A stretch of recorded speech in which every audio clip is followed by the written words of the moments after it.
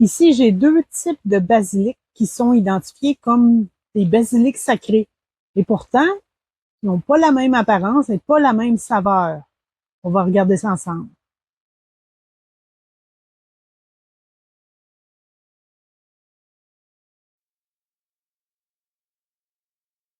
Donc, le premier, ici, il y a une tige pourpre. Hein, les calices des fleurs sont pourpres.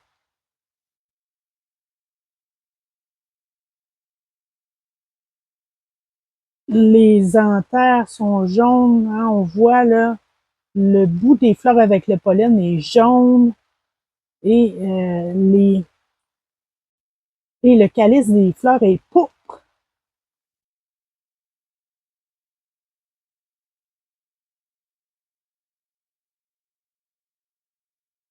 On voit aussi des petits pédoncules au niveau des fleurs.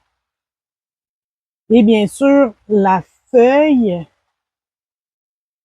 a des nervures pourpres et elle est un peu ondulée sur la bordure. On voit la forme qui est plutôt allongée, ovale, et très délicate, elle est molle. Tandis que l'autre type de basilic qui est vendu aussi comme du basilic sacré, les, les fleurs sont beaucoup plus compactes et la couleur des anthères ici est plutôt orange et les fleurs sont plus pâles, sont plus près une de l'autre et les pédoncules sont vraiment très très courts. Et surtout, la distinction au niveau de la feuille, hein, la feuille, elle se tient facilement, elle est plus rigide, elle est vraiment ovale avec des grandes dentelures. Pas du tout le même aspect.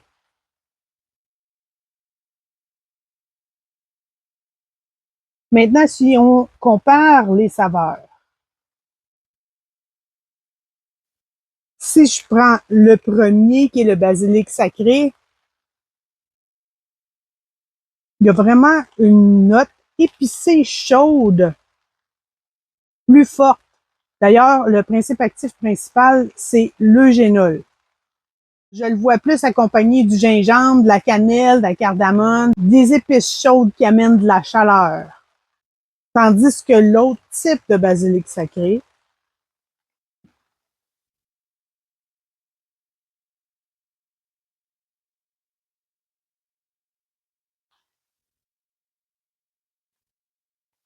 il y a aussi une saveur un peu piquante, mais vraiment plus fruitée.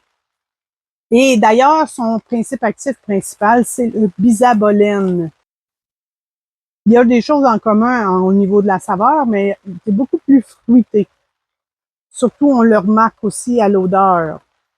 Et celui-là, moi, je l'adore en infusion avec l'orange. C'est vraiment une combinaison que j'adore mélanger. Basilic sacré avec des quartiers d'orange.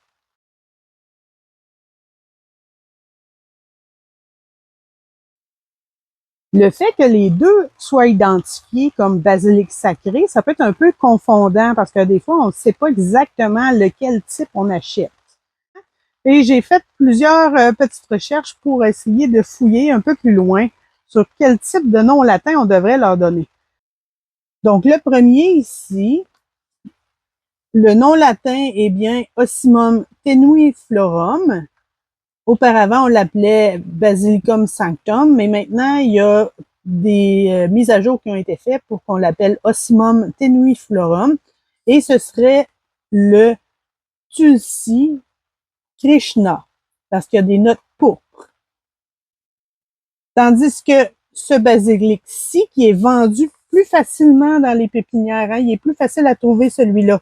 Parce que, surtout dans les climats tempérés, il est très facile à cultiver. Lui, il est beaucoup moins sensible au froid et au gel. Donc, facile à se ressemer là, au printemps suivant. Et lui, on aurait dû l'appeler le Tulsi tempéré. Et certains proposent comme nom latin Ocimum bisabolenum. C'est bien sûr en lien avec le bisabolène qui est son constituant principal. Dans les deux cas, on va les utiliser pour le même type d'utilisation médicinale, soit au niveau du stress, c'est deux plantes qui sont calmantes, mais qui aident aussi à avoir une meilleure concentration, une meilleure mémoire. Et ce sont des digestifs, dont une infusion bienvenue après le repas.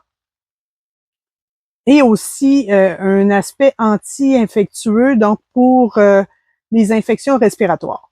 Ce sont des basilics qui sont délicieux en tisane. On prend à peu près une cuillère à thé de feuilles séchées qu'on va infuser dans l'eau chaude 5 à 10 minutes. On va couvrir pour garder nos huiles essentielles dans la préparation. Ça va être plus savoureux de cette façon-là. Dis-moi, toi, comment utilises-tu le basilic sacré? Pour quelles raisons et comment le prépares-tu? Je suis curieuse.